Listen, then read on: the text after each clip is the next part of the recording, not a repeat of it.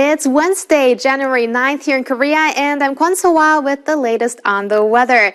Now, just when the number of cold wave alerts seem to be diminishing, they have increased again, which means, yes, it's going to get colder again this Wednesday, but it might make you feel better that the cold spell won't be as severe as the one we had in the first week of the year. But the cold front is not only going to make it colder, but due to the comparatively warm seawater colliding with the cold air, we'll have some snow clouds develop in the west coast regions, and it should amount to around 1 centimeter. The east and south coast are the ones that could really need some precipitation because the humidity level is very low there.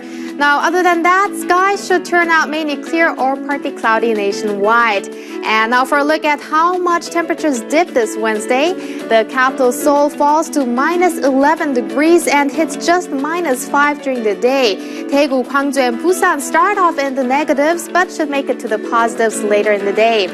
And moving over to Jeju and Dokdo, which will be on the plus side. Daejeon much colder and Mount Kumgang very cold despite a slight rise.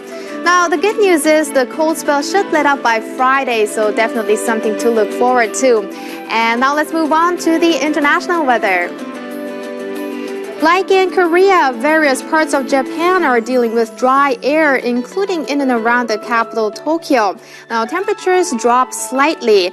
No big change in those in Beijing, so if you have to head out early in the morning or get home late at night, you'll have to dress particularly warm due to the huge gap in lows and highs.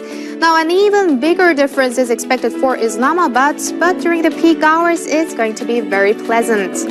Now, thankfully, another precipitation-free day for Kuala Lumpur, but very cloudy.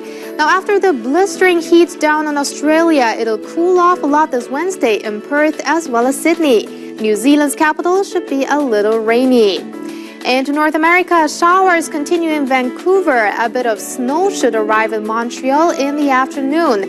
Temperatures should be okay. Now, enjoy double digits in New York and Washington, D.C. Apart from a bit more cloudy conditions, LA will be similar to Tuesday.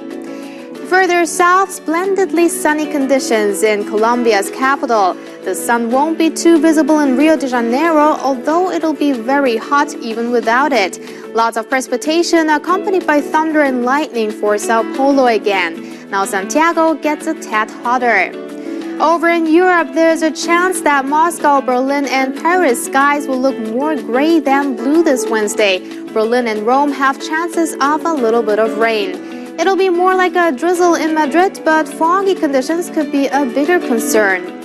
And finally, as for Africa, Algiers rises to the 20s for a change, while Cairo should be the chilly one with lower readings along with gusty winds, so please layer up. Now, that's the weather for now. In whatever part of the world you are, have a great day or night. That's Late Night Edition at this hour. I'm Sean Lim. Thanks for watching.